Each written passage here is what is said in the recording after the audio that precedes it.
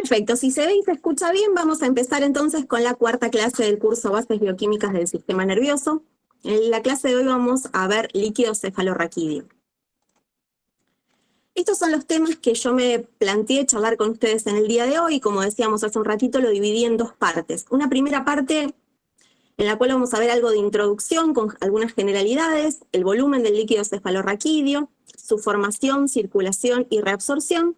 Y para terminar esta primera mitad vamos a ver algo de fisiología estudiando algunas de las funciones que tiene el líquido cefalorraquídeo.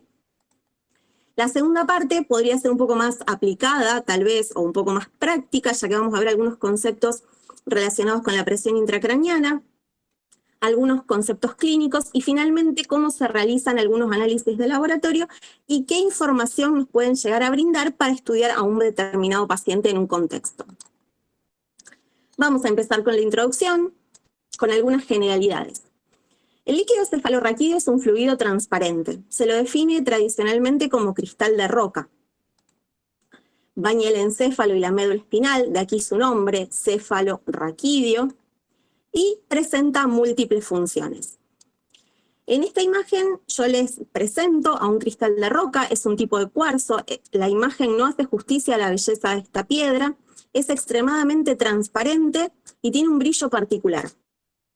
Y el líquido cefalorraquídeo también es así, por eso se lo compara muchas veces con el cristal de roca. Con respecto al volumen, nosotros sabemos que contribuye al 10% del volumen intracraneal. Y este valor, este porcentaje, en verdad, se mantiene relativamente constante a lo largo de la vida. Sin embargo, el volumen varía a lo largo de la vida acompañando el crecimiento del sistema nervioso. O sea, durante toda la vida va a representar el 10% del volumen intracraneal, pero como este volumen se modifica, también se modifican los centímetros cúbicos que tenemos nosotros de líquido cefalorraquídeo. Y si bien se mantiene relativamente constante, puede modificarse por diversos factores, como por ejemplo la hiperventilación. ¿Cómo se forma? Se forma como un ultrafiltrado del plasma.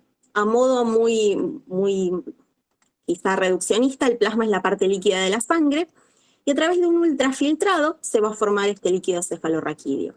¿Dónde? Aproximadamente el 70% en los plexos coroideos y el 30% restante en el epitelio ependimario. ¿Y a qué tasa se forma? A una tasa relativamente constante de 0,35 a 0,40 mililitros minuto. No es muy importante que recordemos este valor, pero sí es importante que entendamos que la tasa de formación debe ser la misma o muy similar a la tasa de reabsorción, porque si fuese de otra manera se acumularía. Dijimos que el 70% se forma en los plexos coroideos. ¿Qué son los plexos coroideos? Es la continuación de la pía madre en los ventrículos. Si nosotros recordamos, en las primeras clases estudiamos las meninges y aprendimos que son 3. La pía madre es, de esas 3 meninges, la más interna. Estos plexos coroideos tienen la función de ultrafiltrar el plasma para poder formar líquido cefalorraquídeo. Y como ultrafiltran el plasma, van a actuar como una membrana dializante. ¿Cómo están formados los plexos coroideos? Por células ependimarias. Pero estas células ependimarias están modificadas. ¿Qué significa que están modificadas? Las células ependimarias asientan sobre tejido nervioso, mientras que estas asientan sobre tejido conectivo. Por eso no son exactamente iguales que las células ependimarias que vamos a ver cuando veamos columna vertebral. O médula, mejor dicho. Acá vemos una imagen de un plexo coroideo. Es una imagen de microscopía óptica teñida con hematoxilina y eosina. Vemos las células que forman esos plexos y vemos estas imágenes que se ven rojas, que son vasos sanguíneos. Vemos la rica vascularización que presentan estos plexos, a partir de los cuales se va a formar el líquido cefalorraquídeo. O sea, la sangre contenida en estos vasos sanguíneos van a ser los que van a originar el líquido cefalorraquídeo. El 30% restante se formaba en el conducto ependimario. Este conducto recorre toda la médula espinal y continúa hacia distal al cuarto ventrículo. Está recubierto por células ependimarias, pero estas no son modificadas, estas son las células ependimarias verdaderas. Y acá vemos una imagen, vemos un corte axial de la columna vertebral, con esa H o alas de mariposa que forma la sustancia gris. Y en el centro encontramos el conducto del epéndimo, conducto ependimario. En esta imagen de la derecha vemos una representación esquemática de la columna, perdón, de la médula, y vemos los diferentes sectores en los que puede dividirse. Y vemos acá abajo cortes histológicos de la médula, del conducto del epéndimo, a diferentes niveles.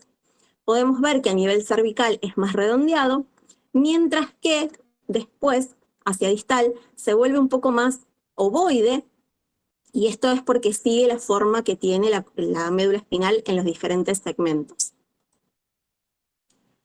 Aprendimos cómo se forma, pero ¿cómo circula y por dónde? Lo hace a través de los ventrículos cerebrales. Estos ventrículos cerebrales son 4 cavidades que están interconectadas. Hay 2 ventrículos laterales, un tercer ventrículo y un cuarto ventrículo. Y en conjunto forman un sistema por el cual circula el líquido cefalorraquídeo. Acá les presento 2 imágenes, 2 representaciones esquemáticas de los ventrículos cerebrales. En la imagen de la izquierda podemos ver en azul los ventrículos laterales. En verdad vemos solo uno, porque tenemos uno por cada hemisferio. Acá en la imagen de la derecha los vemos pintados en color celeste, vemos que son los más grandes y que tienen 3 proyecciones, hacia el lóbulo frontal, hacia el lóbulo occipital y hacia el lóbulo temporal. Acá en rojo y acá en amarillo tenemos el tercer ventrículo, que es un ventrículo único, impar, y que se continúa con el cuarto ventrículo. Y a través de estos ventrículos están unidos por diferentes orificios por los cuales va a circular el líquido cefalorraquídeo. Y desde el cuarto ventrículo se dirige hacia distal el conducto del epéndimo, que acá está en verde y acá está como esta línea azul. ¿Y cómo se reabsorbe? Se reabsorbe gracias a la existencia de válvulas unidireccionales que actúan por presión hidrostática. Esta presión hidrostática va a hacer que el líquido cefalorraquídeo pase a través de estas vellosidades aracnoides y de esa forma se reabsorba y vuelva a la circulación. Estas vellosidades están formadas por la proyección de las células del aracnoides, que es otra de las meninges que nosotros ya estudiamos, y tienen por función absorber el líquido cefalorraquídeo y desaguar en los senos venosos de la dura madre. Acá vemos una imagen en la cual podemos ver la piel, el tejido celular subcutáneo, el hueso que forma el cráneo. Y vemos, con el número 1 está representada la dura madre, vemos que está adherida al hueso y es la dura madre parietal. Y también vemos que en un momento se abre, formando la dura madre visceral, que va a ser la que va a estar en contacto estrecho con el encéfalo. Y se forma esta especie de laguna, este seno venoso, por el cual transcurre sangre. Con el número 4 están representadas las vellosidades aracnoideas. Entonces, gracias a estas vellosidades aracnoideas, el líquido cefalorraquídeo se va a volcar a la sangre que se encuentra en este nivel y de esa forma vuelve a la circulación. Nosotros aprendimos que se formaba como un ultrafiltrado del plasma y cuando se reabsorbe vuelve a la circulación, vuelve a formar parte de la sangre ese líquido cefalorraquídeo. Y para terminar esta primera parte más básica o más teórica, algunas de las funciones que tiene el líquido cefalorraquídeo son muchísimas. Simplemente acá menciono las que me parecieron más representativas, pero bajo ningún punto de vista son las únicas. Una de las funciones que tiene es la de protección mecánica del sistema nervioso central, ya que permite amortiguar ciertos golpes para que esa energía no sea dirigida hacia el encéfalo o la médula espinal. También actúa eliminando desechos metabólicos y tóxicos, ya que funciona como la linfa del sistema nervioso. La principal estructura que tiene por función actuar como linfa es el líquido cefalorraquídeo a este nivel. También interviene en el mantenimiento del medio interno, funciona para el transporte de sustancias. Esto va a ser importante cuando nosotros querramos darle algún medicamento, por ejemplo, a un paciente. Vamos a tener que ver si necesitamos que circule por el líquido cefalorraquídeo, que atraviese la barrera hematoencefálica o no. Y también tiene algunas funciones de nutrición. Como dije recién, bajo ningún punto de vista estas son todas las funciones que presenta este líquido cefalorraquídeo, pero sí algunas de las que me parecieron más representativas. Bien, terminada esta primera parte un poco más teórica, si se quiere. Vamos a pasar a una segunda parte donde vamos a estudiar un poco más cómo se estudia el líquido cefalorraquídeo en los pacientes y qué información nos puede brindar. Quizás sea una parte un poco más entretenida. Y acá vamos a ver algunos conceptos sobre presión intracraneana, punción lumbar y algunos conceptos clínicos relacionados con esto. Y finalmente, algunos análisis que se pueden hacer. ¿Qué es la presión intracraneal? Es la presión que existe dentro de la cavidad craneal, como su nombre lo indica y como uno podría deducir a partir de este nombre. Esta presión puede ser medida por punción lumbar o por punción intraventricular. Y de estas dos maneras nosotros vamos a poder obtener líquido cefalorraquídeo. La punción intraventricular, como podemos sospechar, es muchísimo más invasiva que la punción lumbar. Por lo tanto, está reservada a casos extremadamente puntuales, no es común realizar una punción intraventricular, mientras que es mucho más frecuente poder realizar una punción lumbar o indicarle a un paciente realizar una punción lumbar. Y esta presión intracraneal va a depender del volumen de los tejidos y líquidos que constituyen el sistema nervioso central. Nosotros dijimos en la primera parte de esta clase que el líquido cefalorraquídeo contribuye al 10% del volumen intracraneal, y también dijimos que si se forma a una tasa mayor a la tasa de reabsorción, este líquido cefalorraquídeo se va a acumular. En este caso, la presión intracraneal aumentaría. Y esta presión está regulada por la absorción, entonces, de líquido cefalorraquídeo en las vellosidades aracnoides. Yo no encontré patologías relacionadas con la formación de líquido cefalorraquídeo. No quiere decir que no haya, tal vez exista alguna, pero bastante infrecuente. Mientras que sí existe una patología que es relativamente frecuente, que se presenta por alteraciones en la reabsorción, y es la hidrocefalia. Tal vez algunos de ustedes la hayan escuchado nombrar. La hidrocefalia se produce por una disminución en la tasa de reabsorción de líquido cefalorraquídeo. Vale decir, se produce a la tasa que se tiene que producir, pero se reabsorbe menos, entonces se acumula. Y cuando se acumula, aumenta la presión intracraneal. Se puede medir de dos maneras, a través de centímetros de agua o a través de milímetros de mercurio. Estos son los valores de normalidad. Y estos valores siempre deben ser menores que la presión arterial media para asegurar una buena perfusión cerebral. Dijimos que el líquido cefalorraquídeo se puede obtener por punción intraventricular o por punción lumbar. La punción intraventricular, por lo infrecuente de su uso, no lo vamos a ver en la clase de hoy. Sí vamos a ver cómo se realiza una punción lumbar y para qué sirve. Permite obtener líquido cefalorraquídeo para su estudio. Tiene una contraindicación absoluta, que son aquellos pacientes que tienen signos y o síntomas de hipertensión intracraneal. O sea, aquellos pacientes que tienen aumentada la PIC, la presión intracraneal, tienen una contraindicación absoluta de realizar una punción lumbar, ya que puede ocasionarles hasta la muerte de estos pacientes. Tiene algunas contraindicaciones relativas también, pero de la absoluta es la que nos tenemos que acordar necesariamente. Y efectos adversos tras su realización son varios. El más común es la cefalea. También se pueden presentar náuseas, vómitos y mareos, y en general todos estos síntomas remiten dentro de la primera semana de realizada la punción lumbar. Es muy importante que nosotros le avisemos a nuestro paciente que puede presentar estos síntomas a fin de que no se asuste y entienda que son efectos adversos de la práctica que realizamos. ¿Y a qué nivel se realiza? Se realiza entre la tercera o cuarta vértebra lumbar o bien entre la cuarta y quinta vértebra lumbar. En estos espacios nosotros nos aseguramos que no existe médula espinal, ya que, como aprendimos, la médula espinal en el adulto llega hasta la segunda vértebra lumbar y a partir de allí existe la cauda equina o cola de caballo. Entonces, si nosotros punzamos a este nivel, nos vamos a asegurar de no estar punzando médula espinal. ¿Cuál es la técnica? El paciente debe colocarse en decúbito lateral, en posición fetal, vale decir con los muslos flexionados sobre el abdomen y levemente encorvado. De esa manera se van a separar las apófisis espinosas de las vértebras y vamos a poder entrar mejor con una aguja.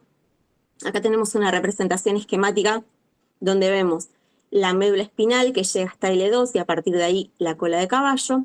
Y en este color cian medio celestito vemos el líquido cefalorraquídeo. Entonces se coloca una aguja que llega hasta el sector donde hay líquido cefalorraquídeo y este va a gotear, va a salir. Acá vemos una imagen de una foto real de una persona a la cual están haciendo una punción lumbar, y vemos que se pone esta aguja y por acá van cayendo gotitas de líquido cefalorraquídeo. Una de las medidas importantes que podemos analizar es la presión con la cual sale este líquido cefalorraquídeo, para ver, como para tener un dato extra de cómo está ese paciente, ya que si sale como una especie de chorro, la presión del líquido cefalorraquídeo está aumentada, mientras que si va goteando muy lentamente, la presión es normal o quizá un poco disminuida. ¿Cuáles son los análisis que nosotros podemos realizar en el líquido cefalorraquídeo? Le hacemos una punción lumbar a nuestro paciente para obtener líquido cefalorraquídeo y a partir de allí poder analizar ciertas cosas. ¿Qué podemos hacer? Un análisis físico, por ejemplo, evaluando el aspecto. Nosotros sabíamos que era como cristal de roca, bien transparente, un poquito brilloso. Entonces, si no es así, nos va a hacer sospechar que puede haber alguna patología. El color normal, de vuelta, es transparente, pero puede ser un líquido cefalorraquídeo xantocrómico, medio amarillento, bien sanguinolento o purulento, y todos estos colores nos van a hablar de diferentes alteraciones que se pueden estar produciendo a nivel del líquido cefalorraquídeo y del sistema nervioso en el paciente. También, como decíamos recién, vamos a ver la presión con la que el líquido cefalorraquídeo sale. También podemos hacer un análisis químico, midiendo, por ejemplo, glucosa, proteínas, algunos iones como cloruro, lactato, pH, entre muchos otros. Ahora, dentro de un ratito, vamos a estudiar un poco mejor cómo se mide la glucosa, las proteínas y el lactato. Simplemente, a modo de ejemplo, sería inviable explicar cada uno de los análisis que se pueden hacer, pero sí los podemos nombrar. Otra cosa importante es el recuento celular y la diferenciación. Como el líquido cefalorraquídeo se produce a partir del plasma, van a pasar algunas células, pero no puede haber la misma cantidad claramente que en la sangre. Entonces podemos hacer un recuento celular y diferenciación, a ver qué células hay, qué cantidad. Podemos hacer diferentes tinciones, la más común es la tinción de Gram, pero por supuesto que existen otras, como la Tinca-China o el Ziel-Nielsen, que ponen en evidencia diferentes microorganismos en caso de que estemos sospechando una infección microbiana. También, en este caso, podremos cultivarlo en placas de Petri en diferentes medios para encontrar algunas colonias de microorganismos y después poder hacer antibiograma para darle al paciente, en el caso de que sea una infección, por ejemplo, bacteriana, el antibiótico que sea efectivo para tratar ese microorganismo que está causando alguna infección. Y la lista continúa claramente. Acá vemos algunas imágenes. Este es un líquido cefalorraquídeo normal, transparente. Acá vemos un líquido cefalorraquídeo xantocrómico, medio amarillento. Uno sanguinolento, claramente rojo por la presencia de sangre en el líquido cefalorraquídeo, que puede obedecer a múltiples patologías. Y acá uno más blanco, más turbio, que es un líquido cefalorraquídeo purulento por la presencia de pus. En la imagen del medio vemos una placa de Petri, en la cual hay cultivados hongos, en este caso, pero se pueden cultivar diferentes microorganismos dependiendo del medio que se utilice. Y acá vemos un frotis, donde podemos ver algunas células, un linfocito y algunos eritrocitos. Y vamos a entrar en la última parte de la clase, donde vamos a ver algunas técnicas para medir diferentes elementos en el líquido cefalorraquídeo. La primera que vamos a ver es la glucosa. Nosotros sabemos que existe la glucemia, que es la concentración de glucosa en sangre, pero acá existe la glucorraquia. El sufijo raquia va a hacer referencia al líquido cefalorraquídeo.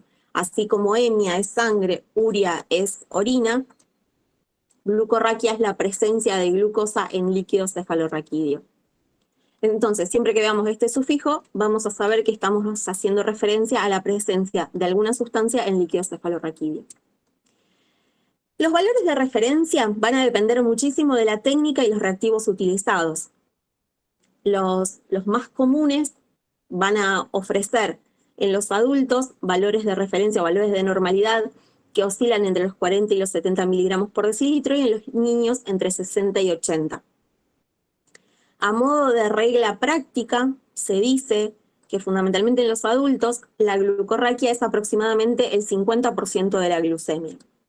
No importan tanto valores un poco más elevados de glucorraquia, pero sí tienen significancia clínica aquellos valores disminuidos de glucosa. ¿Por qué? Porque va a brindar información sobre la presencia de microorganismos.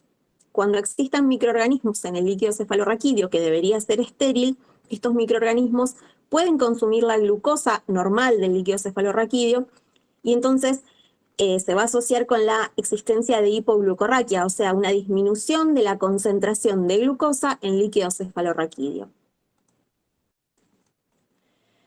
Otra opción es que los glóbulos rojos utilizan glucosa y la metabolizan hasta lactato. Entonces, si nosotros tenemos un paciente al cual le hicimos una punción lumbar y vamos a necesitar hacer un análisis de glucosa, tendríamos que realizar la determinación inmediatamente apenas le sacamos el líquido cefalorraquídeo, o bien podemos centrifugarla para separar las células del líquido, de la parte líquida del sobrenadante, y entonces de esta manera, al sacar los glóbulos rojos, esta glucosa no estaría siendo utilizada, y lo podríamos medir un poco más tarde. En este caso, que la medición sea diferida, conviene frizar la muestra o bien ponerla en la heladera. Pero ¿y cómo se mide? Vimos las precauciones que teníamos que tener, vimos qué información nos brindaba. Para medirla se utiliza una técnica de espectroscopía visible. ¿Qué significa espectroscopía visible? Significa que nosotros tenemos una sustancia que tal vez no podemos ver a simple vista, le agregamos algún o algunos reactivos que van a brindarle un color a esa sustancia, y ese color sí va a ser visible. En este caso, en el caso de la espectroscopía visible, nosotros vamos a ver el cambio de color y vamos a poder decir si una muestra tiene mucho o poco de algo, en este caso de glucosa. Por supuesto, no es la mejor manera esto de decir tiene mucho o tiene poco, hay que tener un valor, y ese valor se obtiene gracias al uso de un espectroscopio. Después, más adelante, vamos a ver una imagen de uno que tenemos nosotros en el laboratorio. ¿Cómo funciona entonces? A partir de un líquido cefalorraquídeo incoloro, que tiene glucosa, que también es incolora, nosotros le agregamos un reactivo, que en este caso es un reactivo incoloro, pero que cuando se une a las moléculas de glucosa que están presentes en el líquido cefalorraquídeo, cambia de color, y ahora se ve rojo. Va a ser tanto más rojo cuanto mayor sea la concentración de glucosa que haya en la muestra. De vuelta, no podemos decir este tiene mucho, tiene poco, tenemos que dar un valor. Entonces se va a analizar en un espectroscopio. Veamos qué pasa con las proteínas. Un poco para responder la pregunta de Cristian de antes. Proteinorraquia, lo mismo que sucedía con la glucorraquia, es la presencia de proteínas en líquido cefalorraquídeo. Nosotros sabemos que las proteínas cumplen múltiples funciones, y la concentración de proteínas en el líquido cefalorraquídeo se mide también por espectrofotometría. ¿Cómo sucede esto? En líquido cefalorraquídeo y en sangre hay gran diferencia de concentración. Por esto que hablábamos antes de la membrana dializante, pasan proteínas, pero en menor cantidad. Entonces, en la sangre tenemos en el orden de los gramos por decilitro, mientras que en el líquido cefalorraquídeo vamos a encontrar miligramos por decilitro, siendo los valores de referencia de 20 a 45 aproximadamente, miligramos por decilitro. La técnica de medición que vamos a utilizar, al igual que la que vimos en la glucosa, es la espectroscopía visible. ¿Y cómo sucede esto? Tenemos el líquido cefalorraquídeo, que es transparente, con proteínas que son invisibles al ojo humano. Le agregamos un reactivo, y entonces el líquido cefalorraquídeo se tornaría de color azul. Este reactivo no alcanza porque funciona, por ejemplo, para la sangre, que tiene concentraciones mucho más elevadas de proteínas. Entonces, después de ponerle este reactivo, le vamos a agregar otro reactivo que la torna color rojo. Entonces, en esta técnica vamos a tener que usar dos reactivos diferentes en dos pasos sucesivos. Pero este color rojo, va a estar relacionado con el recuento de proteínas totales, que puede ser un dato de extrema utilidad. Sin embargo, no nos permite diferenciar qué tipo de proteínas hay y en qué proporción cada una de ellas. Para eso, vamos a utilizar la electroforesis. ¿Qué es la electroforesis? Es el fraccionamiento proteico basado en la aplicación de un campo eléctrico y la carga y los diferentes pesos moleculares de cada proteína. Dicho así, suena bastante complejo, vamos a tratar de explicarlo de una manera que sea simple y que se pueda entender.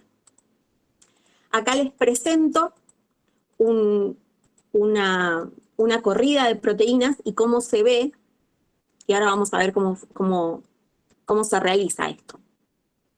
Vemos diferentes bandas con diferentes intensidades de azul, cada una de ellas tiene un número al lado, y acá están los números que se relacionan con cada una de estas proteínas. Como podemos ver a simple vista, la albúmina tiene la banda más ancha y más coloreada, por lo tanto sería la proteína que en mayor proporción se encuentra en el líquido cefalorraquídeo. ¿Cómo se hace la electroforesis? Estos recuadros azules representan dos vidrios. Este entramado verde representa un gel que se pone entre estos vidrios. A este nivel se van a colocar en las proteínas, se va a colocar el líquido cefalorraquídeo y se une una batería con el polo negativo hacia arriba y el polo positivo hacia abajo. Nosotros sabemos que la gran mayoría de las proteínas tiene carga negativa. Entonces lo vamos a colocar acá y por una diferencia de cargas esas proteínas van a ir cayendo. Aquellas que tienen peso molecular más grande van a quedar como retenidas en la parte superior y las otras van a seguir bajando. Y de esta forma se genera esta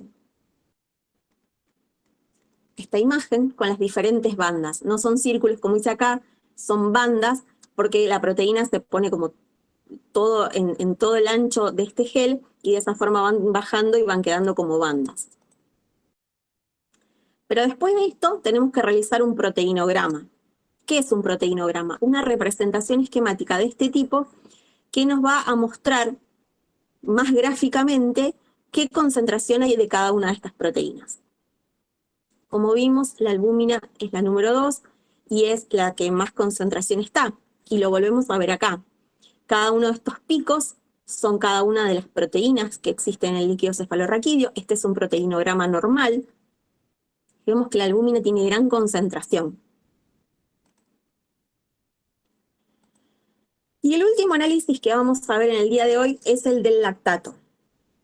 Obviamente es inviable explicar cada una de las técnicas que se utilizan para realizar todas las mediciones que se pueden hacer, por eso elegí simplemente 3. El ácido láctico, nosotros ya aprendimos que es un buen combustible para las neuronas, pero puede ser producido por microorganismos tras el consumo de glucosa, por el metabolismo que se genera. Entonces, siempre en el contexto de un paciente en el cual nosotros pensemos que puede tener una infección producida por algún microorganismo, la presencia de hipoglucorraquia, o sea, baja concentración de glucosa en el líquido cefalorraquídeo, más el aumento del lactato en el líquido cefalorraquídeo, es como que uno suma puntos para que exista una infección microbiana. Obviamente se van a realizar análisis microbiológicos también en el caso de que exista esta sospecha, pero es como que se van sumando diferentes análisis para llegar a un resultado o a un diagnóstico más certero. En el caso del ácido láctico también lo vamos a medir por espectrofotometría. ¿Cómo? Vamos a utilizar como reactivos NAD más la enzima láctico deshidrogenasa.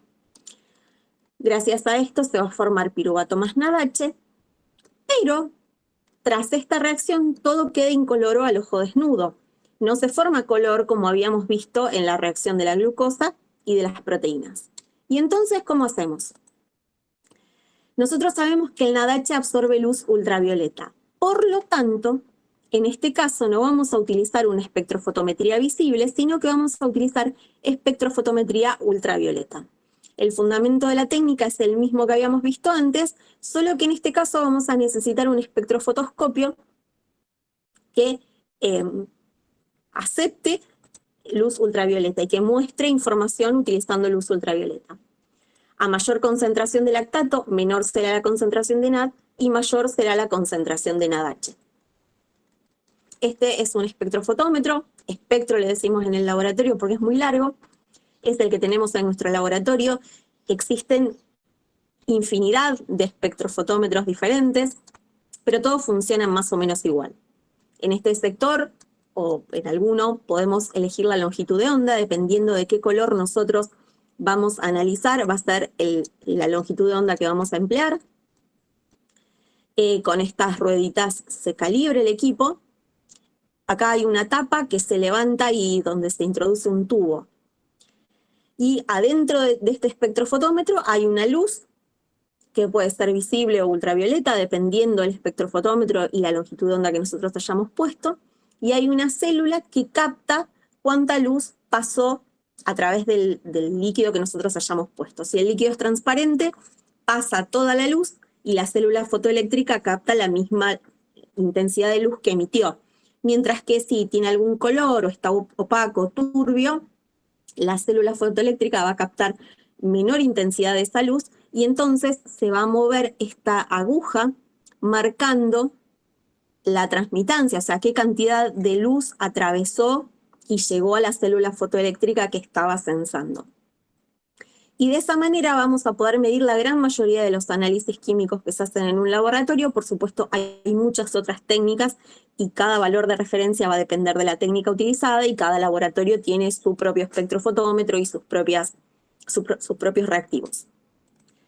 A modo de resumen, y para ir terminando, el líquido cefalorraquídeo es un líquido transparente como cristal de roca. Cualquier líquido cefalorraquídeo que no sea transparente va a ser patológico.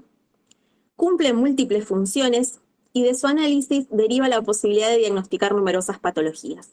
Siempre en el contexto de un paciente determinado.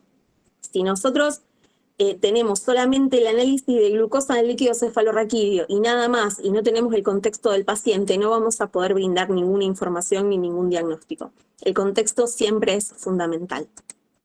Solo me queda agradecerles por la atención y la paciencia, y espero haber sido clara, y por supuesto un agradecimiento especial al doctor Rigali por haberme permitido dar esta clase.